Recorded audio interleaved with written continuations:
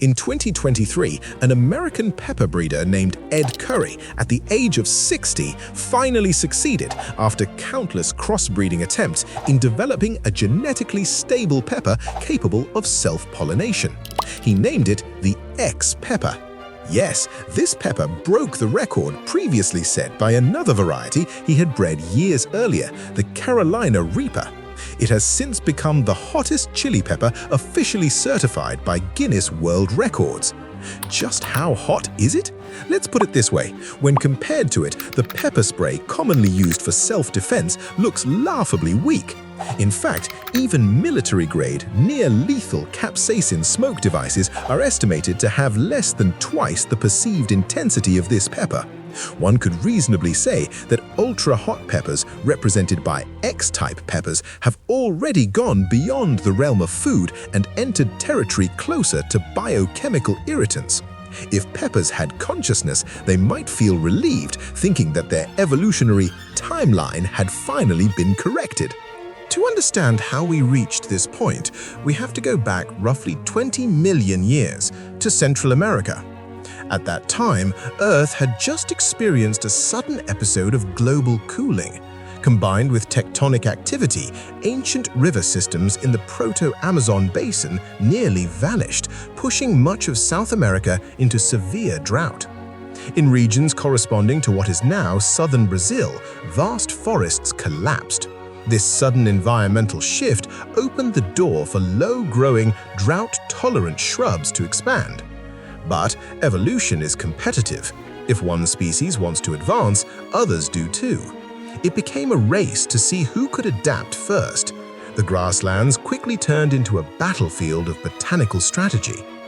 Out of this competition emerged a group of elite contenders, including the plant family that would become the focus of our story, the nightshade family. People often joke that nightshades are all about poison, but if nightshade plants were sentient, they would scoff at that oversimplification. A single word like poison could never capture their complexity. What humans refer to as toxins are in reality the cumulative result of hundreds of millions of years of evolutionary experimentation. Countless ways organisms discovered how to exploit vulnerabilities or bugs in animal biology. Take neurotoxins as an example. The animal nervous system relies on many small molecules to transmit signals, technically known as neurotransmitters and neuromodulators. One such molecule is dopamine. When certain regions of the brain receive dopamine, humans experience pleasure. Dopamine is essentially the chemical carrier of the message, "This feels good." However, some external molecules resemble dopamine in structure, certain drugs, for example. Some neurons cannot reliably tell the difference, causing the brain to trigger pleasure responses at inappropriate times.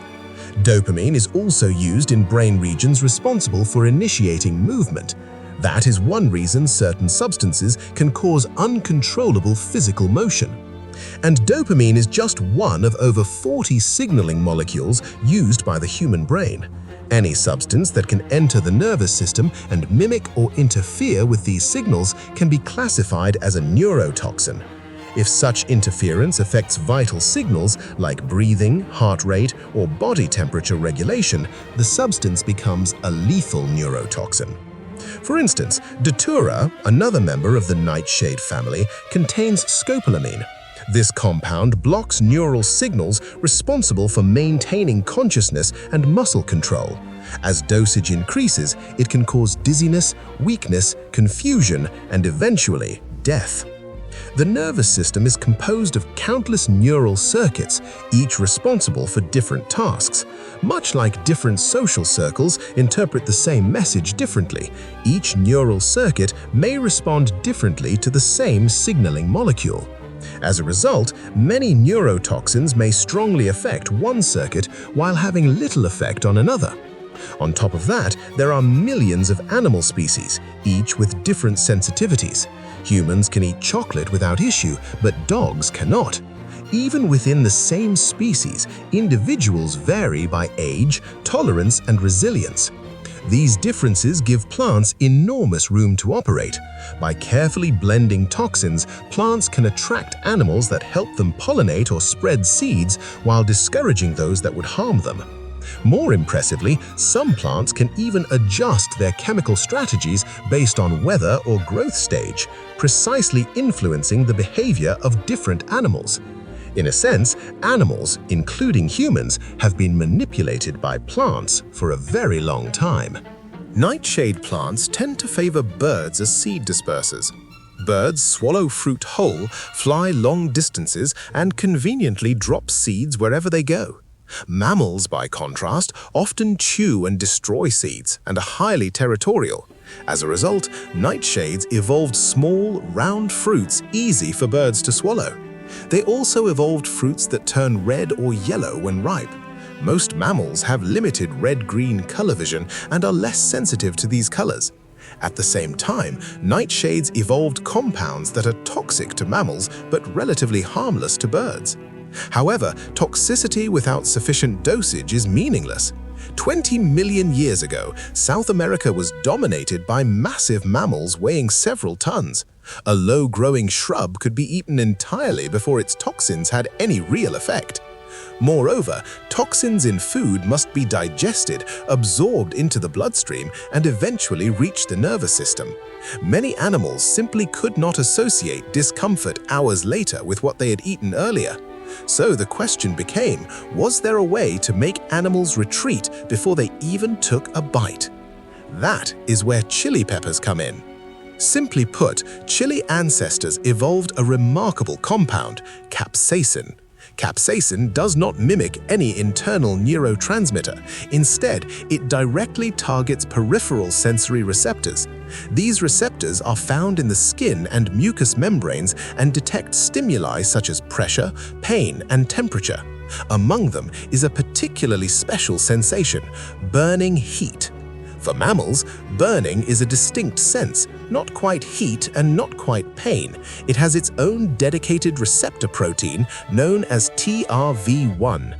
TRV1 activates very precisely at around 109 degrees Fahrenheit or 43 degrees Celsius. Above this threshold, it switches on. Below it, it switches off almost immediately. This allows mammals to detect temperatures high enough to cause irreversible injury and quickly withdraw. Capsaicin fits into the TRV1 receptor at a specific angle and locks it into its active state. The result is an illusion of burning heat, even though no actual heat is present. That illusion is what we perceive as spiciness. In this sense, spiciness is a pure burning sensation without real heat or tissue damage. Capsaicin solved two major problems of traditional toxins: delayed feedback and reliance on high dosage. Even better, birds lack this burning heat receptor, making them almost completely insensitive to capsaicin. Chili plants, quite literally, targeted the correct audience. To make swallowing even easier for birds, many chili species evolved pointed shapes. Their fruit ripening cycles even aligned with bird migration patterns. Tired migratory birds could eat chilies anywhere along their route, spreading seeds over long distances. Using this strategy, wild chilies spread from the Brazilian highlands northward, eventually reaching the Gulf of Mexico, over 2,000 miles away. Over long periods of time, they diversified into more than 30 wild species, becoming one of the most successful nightshade lineages in the Americas. Following this logic, birds and chilies should have remained perfect partners. But chilies underestimated the determination of certain mammals. There are always some stubborn mammals willing to eat spicy food through tears. So, chilies escalated. Over tens of millions of years of co-evolution, extreme spice tolerance selected for even hotter peppers. Eventually, chili peppers reached levels of heat that could only be described as catastrophic. Among the earliest of these were wild annual chilies native to Central America. Despite their tomato-like appearance, their heat was roughly 5 to 10 times that of commonly cultivated peppers today. One bite was enough to make most mammals stop immediately. At that point, it seemed unlikely that any mammal would willingly eat them. And yet, humans did. When humans first arrived in the Americas tens of thousands of years ago, they were stunned by the abundance of wildlife. Massive animals weighing 2 to 10 tons roamed the plains with little fear, having never faced human hunters. In this context of extreme nutritional abundance, tiny chili peppers attracted little attention. But this situation did not last. Around 12,900 years ago, global temperatures suddenly plunged. Much of North America was locked in ice, triggering a catastrophic collapse of ecosystems. This event wiped out the once thriving Clovis culture and nearly eradicated both humans and megafauna across the continent. Only a small number of people survived by fleeing to warmer refuges in Central America, such as the Tehuacan Valley in southern Mexico. They escaped the cold, but not hunger. With large animals gone, small game and wild plants became critical sources of survival. That was when people finally began to notice wild chili peppers. It is easy to imagine that the first person to eat a chili screamed like a cartoon character and probably screamed again the next day. But desperation leaves little room for choice. Archaeological evidence from caves in Puebla shows remains of wild chilies dating back to around 7000 BCE, indicating intentional collection. Wild chilies often grew on rocky slopes and produced little flesh, barely worth it nutritionally. This has led some researchers to believe early humans may not have collected chilies primarily for food. Instead, chilies may have served another purpose, one even chilies themselves did not anticipate. Capsaicin's molecular structure not only interacts with mammalian receptors, but also binds to protein structures on certain bacteria. In multicellular organisms, malfunctioning cells are manageable. In single-celled bacteria, they can be fatal. This has led to the hypothesis that capsaicin originally evolved as an antimicrobial defense, with mammal deterrence being a side effect. Regardless of its origin, millions of years of evolutionary pressure produced chilies with extremely high capsaicin concentrations, which raises an obvious question. Isn't this essentially a natural food preservative? Modern experiments show that coating meat with just 5% crushed chili can reduce spoilage rates by about 70%.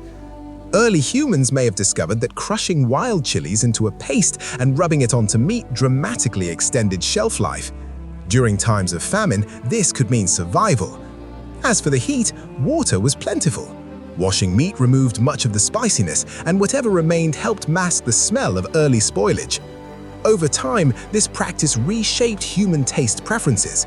After surviving those harsh years, people found themselves uncomfortable eating food without spice.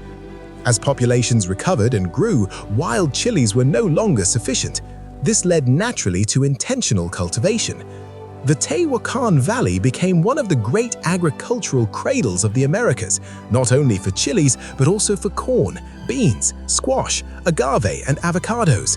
Domesticated chilies grew larger, fleshier, and more productive.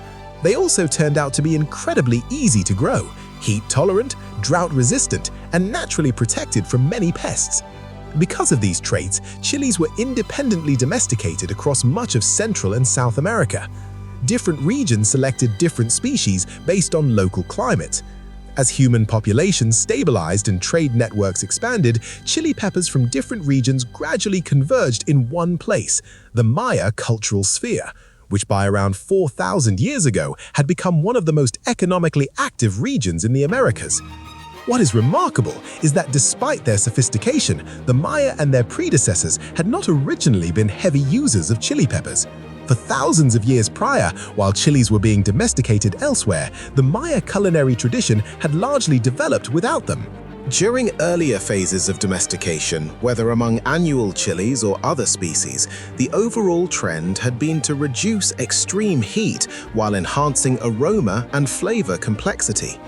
So when large quantities of chilies from all directions suddenly entered Maya cities, the experience was nothing short of revolutionary. To the Maya, this was an entirely new sensory dimension. In a very short time, chili peppers became a core component of Maya cuisine.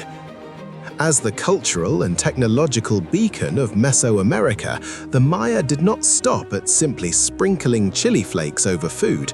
Instead, they began systematically experimenting with how chili could be combined with their three dietary pillars: corn, beans, and squash. They ground dried chilies into powder and mixed it into corn dough that had been treated with lime water, creating spicy tortillas.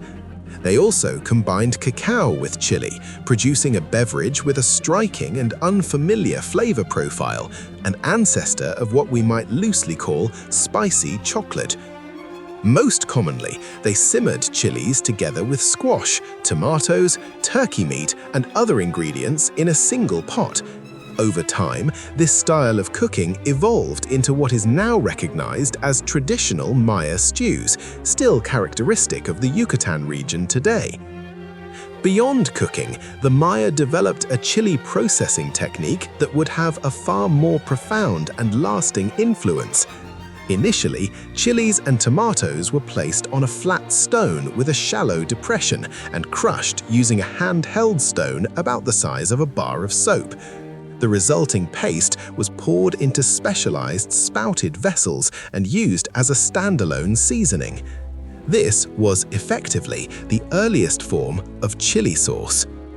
Later, cooks expanded on this base by adding cooked squash, beans, potatoes, and other ingredients, creating a wide array of chili-based sauces. To this day, similar preparation methods remain widespread in Mexico and surrounding regions. Modern salsa is very likely a direct descendant of these early sources. Through all of this, Maya cuisine marked a decisive transition. Chili peppers were no longer merely preservatives or deterrents, they had become full-fledged culinary seasonings. This new demand, combined with advanced Maya agricultural techniques, pushed chili peppers into a second phase of domestication. At the archaeological site of El Serén in present-day El Salvador, researchers discovered carbonized chili remains. These findings indicate that from the pre-classic to the classic period, domesticated annual chilies had grown even larger than their earlier counterparts in the Tehuacan Valley. Their shapes also began to resemble those familiar today, including short conical forms and lantern-shaped peppers. As spicy dishes became part of everyday life, humans stumbled upon yet another biological loophole. When the human body experiences severe trauma, the brain releases a special signaling molecule known as endorphins. Their primary function is pain suppression, because in a natural environment, a wounded ancestor incapacitated by pain would not survive long. Endorphins also induce a sense of well-being, likely as a psychological counterbalance to suffering. But as discussed earlier, spiciness represents a peculiar sensory mismatch. It strongly activates the burning signal while producing neither actual heat nor structural injury. This confuses the brain. The burning signal suggests serious harm, but the absence of real pain or thermal damage contradicts that assessment. Faced with uncertainty, the brain chooses the conservative option. It releases large amounts of endorphins. Because there is no real injury to offset this response, the individual experiences a net gain of pleasure. The spicier the food, the greater the payoff. Over time, this quirk of neurochemistry gave rise to a distinct group of spice-seeking humans. And this demand forcefully redirected chili domestication, creating an evolutionary side branch focused not on reducing heat, but on amplifying it. To quantify spiciness, humans use the Scoville Heat Unit, abbreviated SHU. The scale measures how much a chili extract must be diluted in sugar water before its heat becomes undetectable. A dilution of 10 to 1 corresponds to 10 SHU. A dilution of 100 to 1 corresponds to 100 SHU. Most commonly consumed chilies today measure around 10,000 SHU. Wild annual chilies and early Central American varieties typically ranged between 50,000 and 100,000 SHU, depending on growing conditions. Building on these, the Maya cultivated an exceptionally hot variety known today as the habanero, which can reach up to 350,000 SHU, intense enough to make one feel spiritually reunited with long-lost ancestors. And the Maya took that quite literally. In rituals, chilies were offered alongside corn and squash. In more extreme practices, participants chewed raw habaneros to rapidly induce altered states believed to facilitate communication with ancestors and deities. Under this cultural influence, spice tolerance became associated with status and masculinity. Among some Maya groups, young men were required to eat an entire chili during coming-of-age ceremonies to prove themselves. Chilies were not limited to spiritual use. Maya healers mixed chilies with bodily secretions to create topical medicines for fever. When suffering from colds, people consumed chilies to relieve nasal congestion. Similar remedies persist in folk medicine even today. And this culture of spice did not disappear with the decline of the Maya. Around the 14th century, the Aztecs conquered former Maya territories. As one might expect, they readily absorbed and intensified chili culture. In religious ceremonies, Aztecs scattered chili powder into fires, believing the pungent smoke could ward off evil spirits. They also developed military applications. Containers filled with ash and chili powder were thrown toward enemies, functioning as an early form of tear gas. European conquistadors of the late 15th century would eventually experience these tactics firsthand. Chilies had become deeply embedded in Aztec culture. As a result, chili diversity exploded under their cultivation. Spanish friar Bernardino de Sahagún documented a staggering variety of chilies in the Florentine Codex: red, green, large, small, dried, pickled, and sauced. By this point, most chili types familiar today, including sweet peppers, had already taken shape. The widespread success of chilies in Central America fed back into South America, their original homeland. Soon, the entire American continent was saturated with spice. This ubiquity may have even influenced human evolution. Genetic studies suggest that certain populations in Mexico and Central America possess variants that reduce sensitivity to capsaicin by roughly 30% compared to populations in Europe and East Asia. And just as chili culture reached its peak across the Americas, the Spanish arrived. Christopher Columbus went to his grave still unconvinced that he had ever reached a new world. From the very beginning, the reason he repeatedly risked everything to persuade Queen Isabella to fund his voyages was in essence a simple mistake. He miscalculated the circumference of the Earth. He believed that by sailing west for a few months, he would reach China. On his very first voyage, Columbus even carefully carried letters of introduction, royal correspondence addressed to the rulers of China and Korea. Yet after surviving storms and hardship and finally setting foot on land, he could not reconcile what he saw. The indigenous people practicing slash-and-burn agriculture looked nothing like the hyper-civilized empire Marco Polo had described as almost mythical. That was until Columbus noticed something peculiar. Nearly every dish prepared by the locals contained a red condiment known as ají. Yes, this was chili pepper. After mustering the courage to taste it along with his crew, every one of them was overwhelmed by a flavor unlike anything they had ever experienced. Such intensity, such heat, there was only one possible conclusion.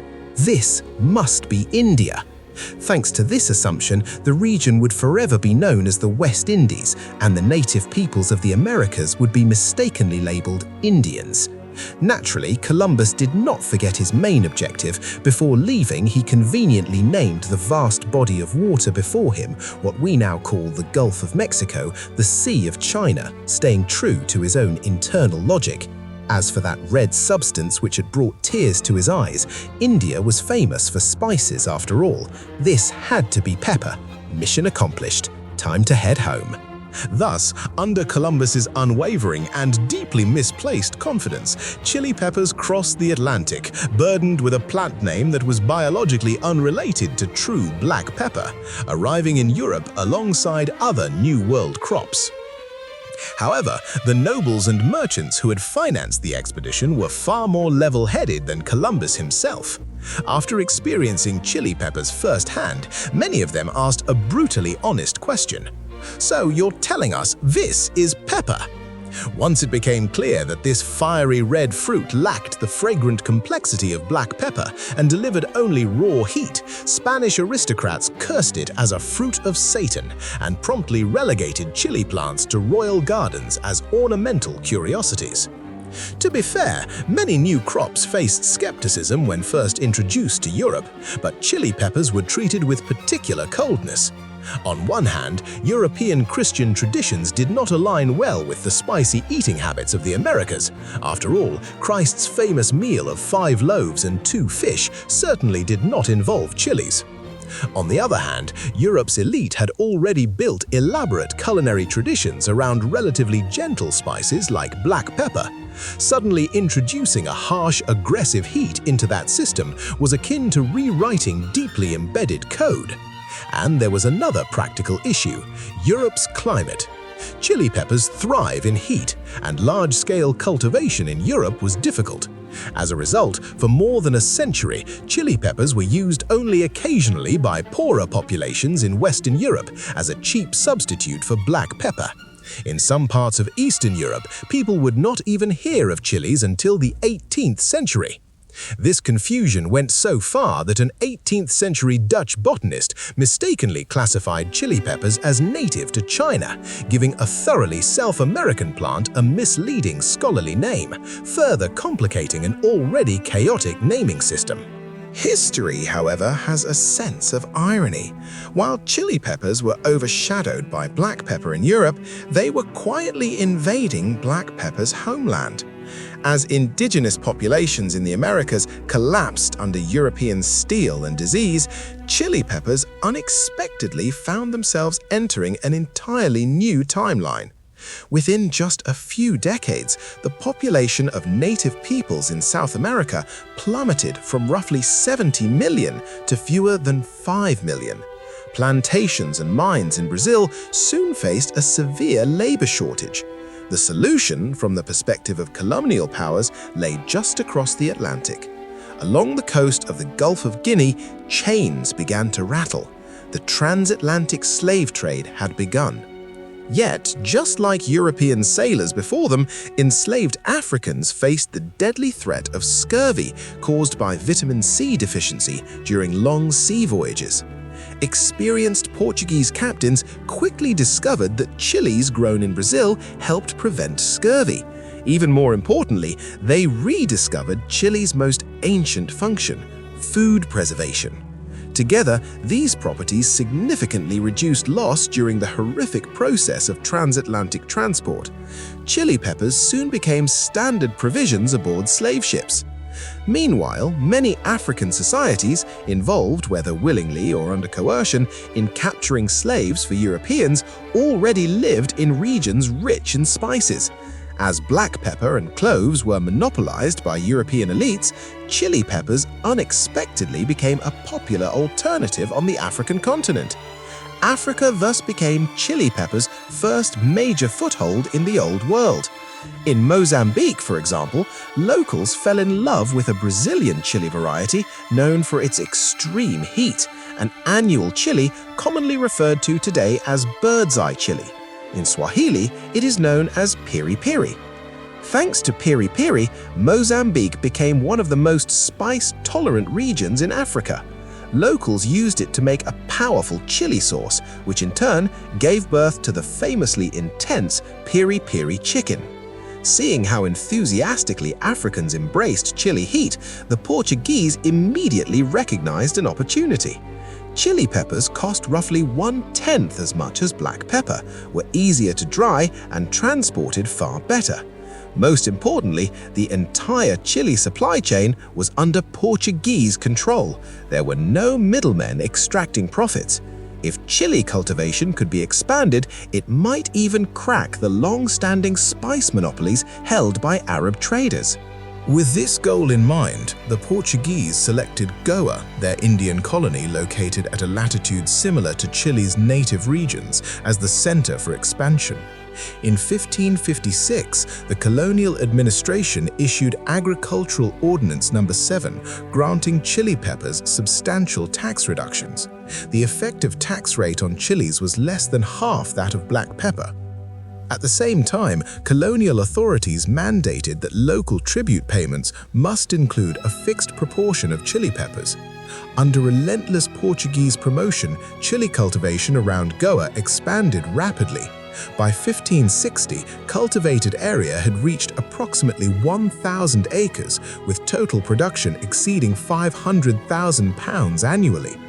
India, already a land of bold flavors, quickly embraced chili peppers. More importantly, chilies were cheap, the perfect replacement for black pepper. Even in pepper's homeland, black pepper had never been affordable to everyone. Chili peppers, for the first time, gave the poor access to heat. Common people adopted them eagerly, and soon even India's upper castes found them irresistible. Although religious codes restricted the consumption of onions and garlic, chilies were not explicitly forbidden. The priestly class exploited this loophole, and countless chili-based recipes were born. Over time, chili peppers displaced black pepper across Indian spice markets. By the 17th century, chilies had become India's most widely produced spice.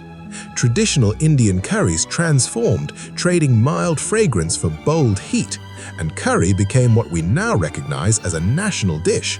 To this day, regions such as Diu in Gujarat are considered global chili capitals, unrivaled in both variety and technique. In some places, diners are presented with an entire platter of chilies before a meal even begins.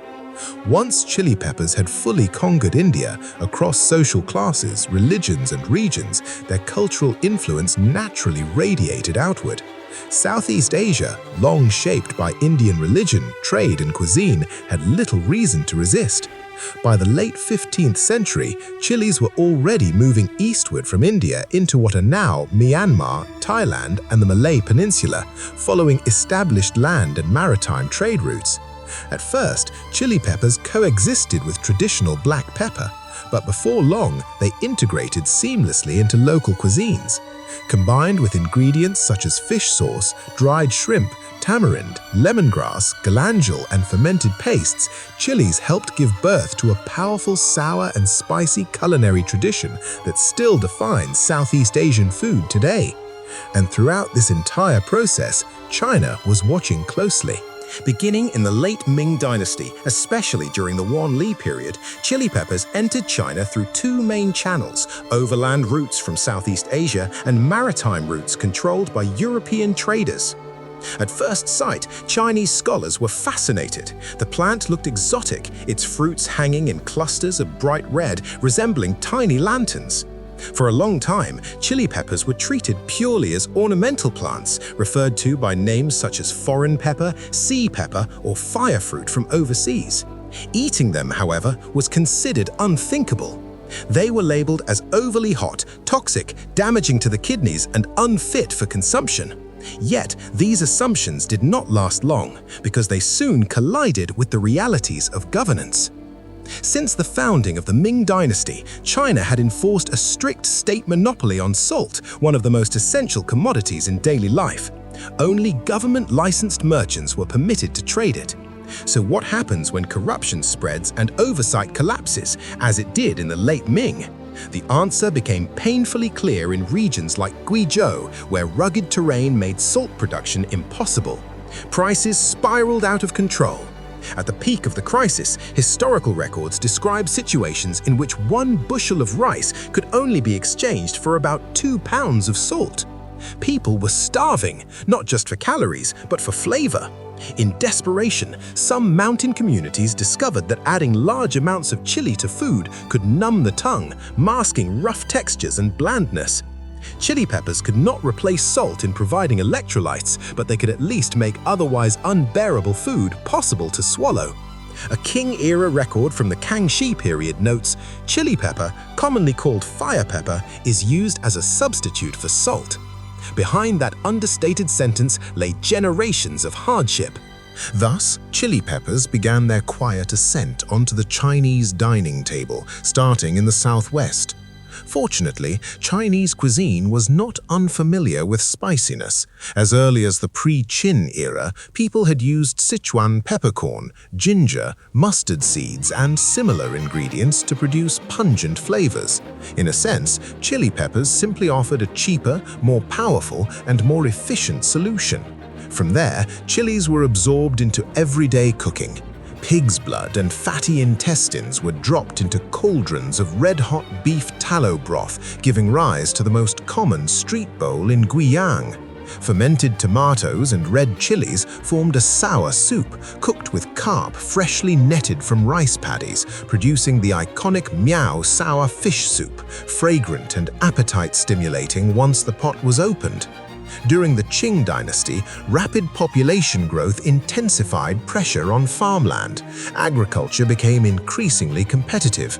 Chili peppers, requiring little land, producing high yields, and serving as potent seasonings, were increasingly favored by small farmers. From the mountains of Guizhou, chilies followed river systems downstream, then moved northward along the ancient Tea Horse Road into Sichuan. By the mid-18th century, chili peppers had thoroughly penetrated the Yangtze River basin. In Shanxi, farmers mixed chili flakes with vinegar, inventing chili oil. In Henan, chilies were packed into jars and fermented, becoming chopped chili paste. Today, China produces over 60 billion pounds of chili peppers annually, accounting for nearly half of the world's total production. Vast stretches of terraced fields in Guizhou and arid lands in Xinjiang now dominate global chili output. Ironically, older staples such as dried fish and fermented meats, once central flavor anchors, gradually faded into the background, surviving mostly in classical texts and poetry. The irony deepens. As chili peppers conquered kitchens across Asia, Portugal's dream of dominating the global spice trade collapsed. Chilies were simply too easy to grow. Wherever they were planted, they thrived. Before monopolies could be established, local cultivation had already spread. As chili prices drove spices downwards across markets, Europeans gradually lost their sense of luxury towards once exotic seasonings. Chili peppers made a full circuit of the old world, then turned back to dismantle Europe's final culinary pride. Still, Europeans continued trying to tone chilies down. Low-heat chili sauces emerged, and nearly heatless varieties, such as paprika, are widely believed to be selectively bred by Hungarians. Ironically, Hungary would become the most chili-tolerant country in Europe. More than 200 years after first encountering chilies, Spaniards finally embraced them fully, serving colorful bell peppers atop seafood paella. And then, carried once again by European ships, chili peppers returned home to the Americas. Americans, like many Anglo-Saxon cultures, originally ate very little spicy food. But while it is unclear how close the United States is to heaven, it is unquestionably close to Mexico. In 1762, when Louisiana changed hands from France, large numbers of Mexican migrants entered the United States through the port of New Orleans. They brought with them chili traditions that stretched all the way back to Maya times. In 1868, in New Orleans, a banker named Edmund McElhenny combined dried Mexican chilies with coarse salt and white vinegar, aging the mixture in white oak barrels. The result was a mild, balanced chili sauce. Unexpectedly, its flavor landed squarely on the greatest common denominator of America's diverse immigrant palates. It spread rapidly along the entire southern coast. This was the birth of Tabasco sauce, now sold in more than 160 countries and regions worldwide. And with that, chili peppers, having circled the globe, finally closed their evolutionary loop. A small fruit that evolved with every intention of not being eaten by mammals ended up exploiting a flaw in human biology, adding to the world a burning pleasure that, by all logic, was never supposed to exist.